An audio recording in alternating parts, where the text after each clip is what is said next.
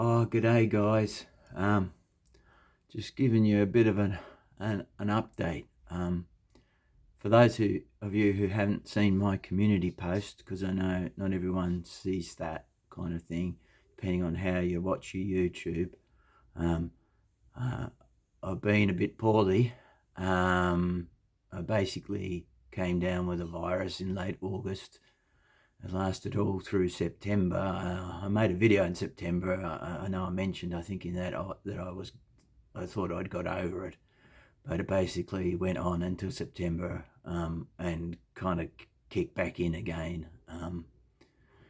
It got worse and worse until I was sort of bedbound, and my wife came back from a work trip. Excuse the background noise. Got a builder doing some stuff nearby. And to find me in a really bad state, and got me into hospital emergency. It was the first time in my life I've ever been. I mean, I've been to emergency with my children to take them for things, but never for myself. So yeah, I was in a pretty bad way. I won't give you some of the gory details, but suffice to say that they said, "Oh, you've developed pneumonia." So we were there for several hours. They didn't have to keep me in for a drip, thankfully, even though I did throw up in the course of the examination and everything. But they managed to get that under control and get some medication into me so I could take start the course of a couple of strong antibiotics. And then they kept me there until they were sure that those had stayed down and that my temperature had stabilized sufficiently to release me back home. So I think we probably got there 7 o'clock the night before, and we got home 4 o'clock in the morning the next day, basically. So it's been pretty rough. Done the course of antibiotics and been back to the doctor, and that was not this Friday, but the Friday before. I saw him, and he seemed to think that the antibiotics had killed the infection, but that I'd at least be out of action for another 3 weeks because of the fatigue, the exhaustion of having pneumonia, and and he's absolutely right. I mean, very, very fatigued. Trying to eat more because I'd actually lost weight when I was sick, and eat more and eat well, and keep up the fluids, and gradually do a little bit more each day. A lot of sleeping, and my goodness, it does take it out of you. That's it's going to mean that I have started back painting again, as you can see in front of you. I've got some knights, armoured knights there. These are all Medbury Metal Miniatures, so I've started base coating and whatnot, and these guys are mercenary longbowmen, or great bows, war bows, whatever you call them. They could be used for the English, but in this case Mark's using for his Scottish war band, so we'll introduce a bit of blue for the Scots and some other colours to complement them. So I'll get there eventually with these. I'm just doing I think last Friday I managed an hour and a half of painting, and I'm probably already nearly done that much already, again getting close. So I'll see we can get in a couple of hours today. I thought I'd just get you in on a bit of give you an update for those who hadn't seen the post. And I really wanted to say thanks so much to all those guys who left comments. Some of Some of the guys I talk with on a regular basis anyway via email, like Darren Stanaway, has been really lovely with encouraging words, and Mark over in New Zealand as well, whom I'm painting these for, and those guys have been, keeping in contact with, and they've been asking how I've been going and all that. But it's just some lovely responses from the community on my post, just words of support and stuff, and well wishes. So thank you guys, I really do appreciate it. And for those, not everyone sees those the posts kind of thing. Some folks, depending on how they, like I say, they just see it on their video. So I thought I'd do a bit of a video update as well. So so I thought I'd give you a bit of we just had a chat about the process. These guys in front of you, I don't know, some blab about my base coats. Now these guys, I did my usual sort of red earth ink kind of wash thing to establish the skin. And then all the shoes are done with an umber ink. That's basically just a matte umber ink from De La Rowney that just goes straight on. And it acts basically the same as a contrast or quick paint or whatever you call them. And then I did use a couple of Vallejo Express type paints. So it's this wobbly cam. I used a bit of tanned skin. Now I used tanned skin on the gambesons, jerkins, jacks, gambesons. We give them all sorts of names, but those gambesons, that they get the tan skin. I think one or two little pouchy bag things got tan skin as well. There's only a couple of guys with padded jacks or gambesons on, so that's what they got, the tan skin from the Vallejo Express range. So sorry, that's not focusing. Yeah, and then a heap of the leather work on belts and stuff. I used the mahogany. This is just to establish like base color, and then I'll go back in and faff around with it later. And then some other belts and straps and leather work, and some of the things that are holding the bundles of arrows and stuff. I used the darker willow bark, which is a real dark brown, again just to establish some colors. Now my thinking for when I was working out the scheme, again we're sticking with blues, so I opted, I looked at, if you'd seen the last video, you'd know I used a Reaper Blue Triad. So I'm using another one this time. I can't remember what the Triad's called. But, starting with Worn Navy, then Soft Blue and Heather Blue. So these are a bit more sort of subdued, aren't they? But be interesting. They'll come out probably a lot brighter and lighter once they're on the figures themselves. It's a bit hard to tell from the... sorry, got a bit of the trembles from the paint pots. So they'll work up through that triad. And what I did in the process of like thinking and looking about my colours, I used the I've mentioned it before, and I don't always do this. A lot of stuff I just do by eye. Use the Paint Rack app. I had a bit of a look to see a couple of these mid-tones in that triad, and to see what might be reasonable complementaries from the collection of paints that I had.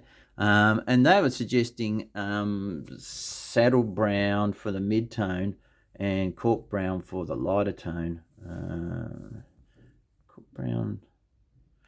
So to use on complementary clothes, I guess there's kind of a orangey, browny reddy, but towards orangey maybe. But anywho, so that's what I've done. If you look over there on those guys, you'll see that some of the trousers and jerkin, the tunics and whatnot are in that saddle brown, which it looks dark in the bottle, but again, once it goes on, it looks a lot lighter over the light undercoat, my light greyish greenish undercoat. So I think what I'll do is when I do my highlights, I'll go back over with saddle brown after the washes. This is all what you see up there is all prior to copping it, or the general wash that I give things, my homemade wash.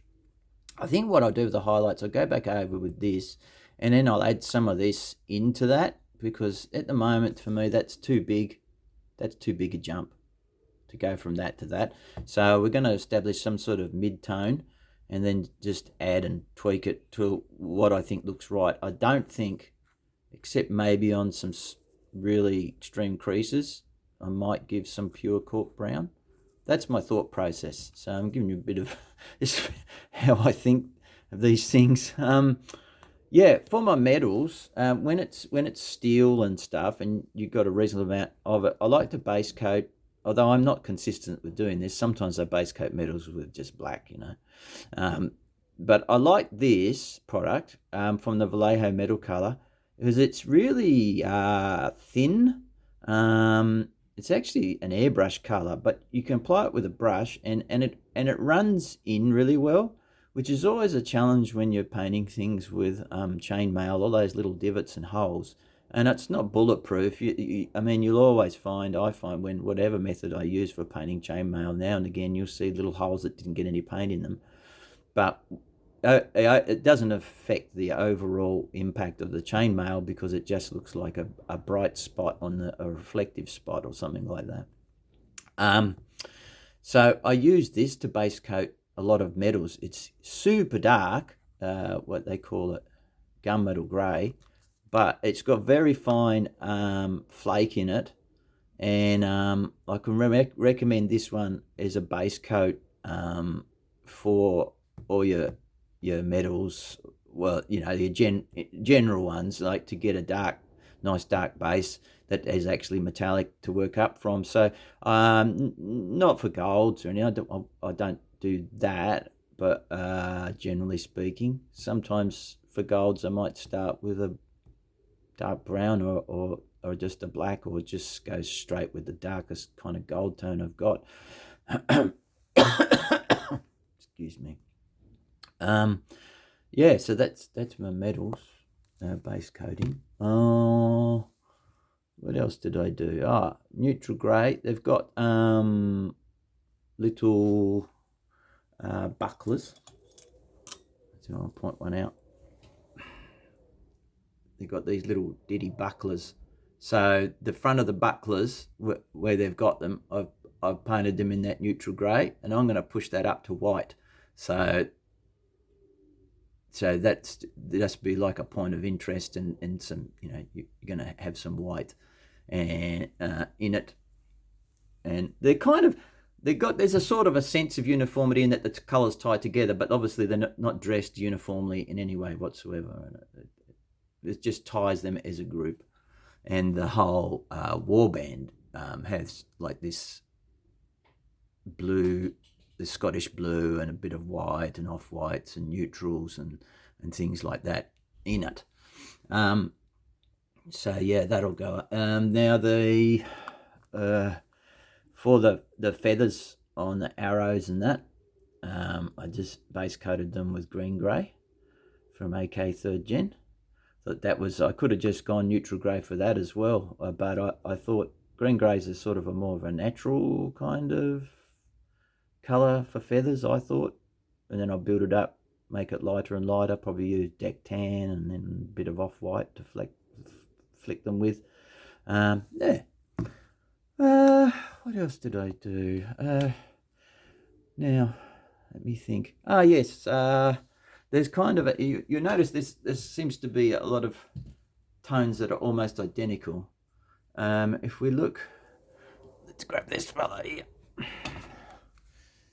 Hey, now I need to bring the spotlight down onto him. Can I do that? Will it focus? Come on, you cheeky beggar. Doesn't want to.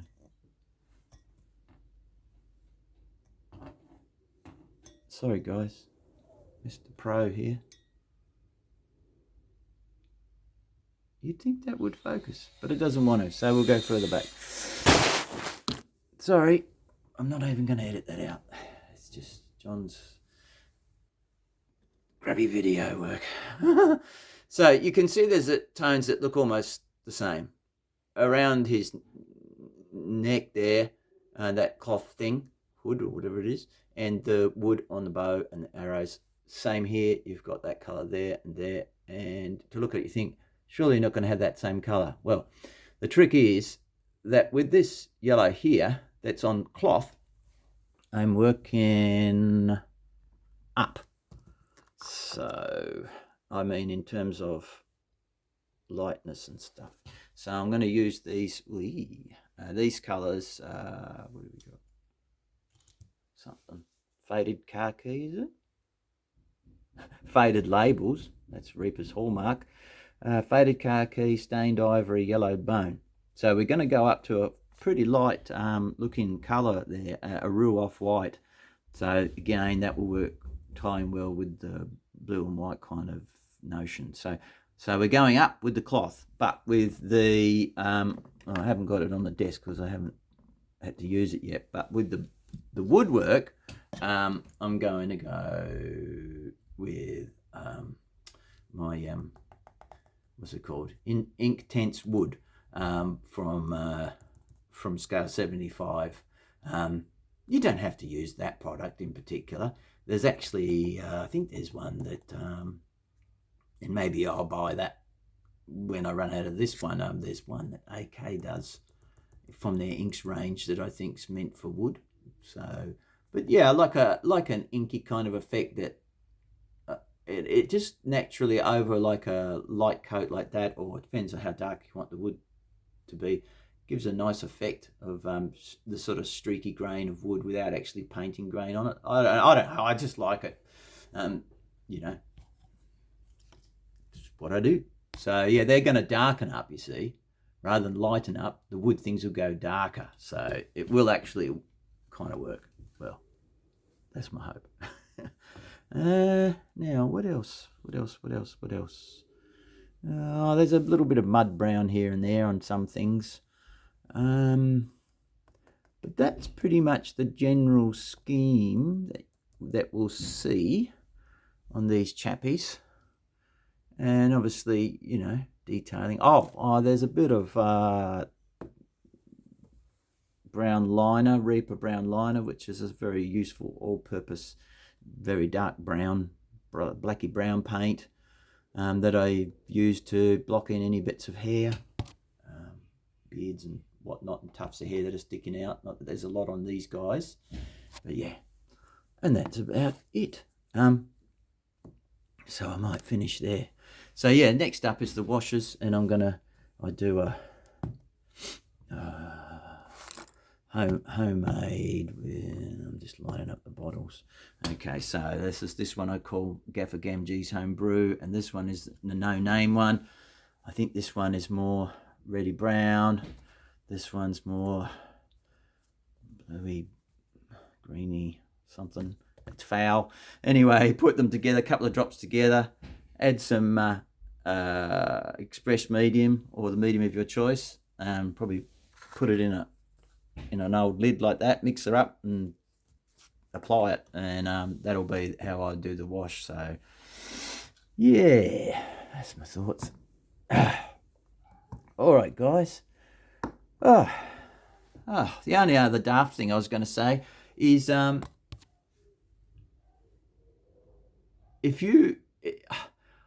really can't stand YouTube ads, and they don't have permission to put ads on my things, like from me, but they do it anyway, because I'm some sort of eligibility thing, and not enough watch hours. I've had plenty of views over the years. I qualify for that, but it's about watch hours, and I don't qualify for getting any money from them. And to be honest, I don't really care. I don't really care. I don't do this to make money. The videos, I just want to share. This is a hobby for me, just like it is for all you guys. Just because I have painted commission work, it don't mean a squat. I've painted for myself for decades, since the 70s. So, you know, this is just as much hobby for me. I didn't just enjoy painting and all that jazz. So, and I'm not a business, so, you know, I don't make like profits and things. Oh, what was I going to say? So, yes, I was going to say about YouTube ads. Yeah, I've had some bad experiences recently with some that I saw, and that I thought, that's. I'm going to go back to ad blocking. No, and no disrespect to any of you guys who choose to allow the ads. But yeah, if you're out there, and if you've got an ad blocker that you just enable now and then, enable it for mine. I won't be offended. I don't mind. I don't have any issue with guys making money from their hobby videos. I have no problem with that at all. Not at all. But if you'd like to block the ads on mine, I can understand why. Because they drive me nuts. And I can't afford to pay YouTube, and why should I? If they take me down, they take me down. Anyway. You gotta laugh. Ha ha. Either that or cry. There's enough to cry about without crying about that.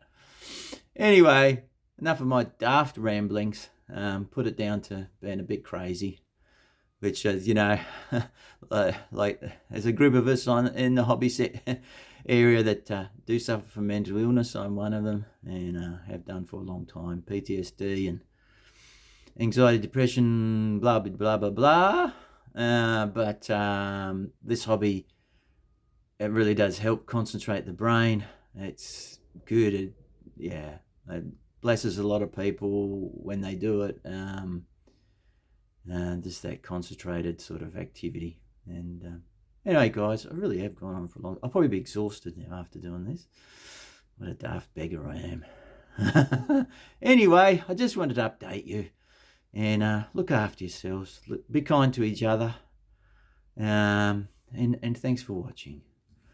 I'll see you next time, and hopefully I have something that I might have finished. So yeah, the knights, I've only got as far as base coating, basically.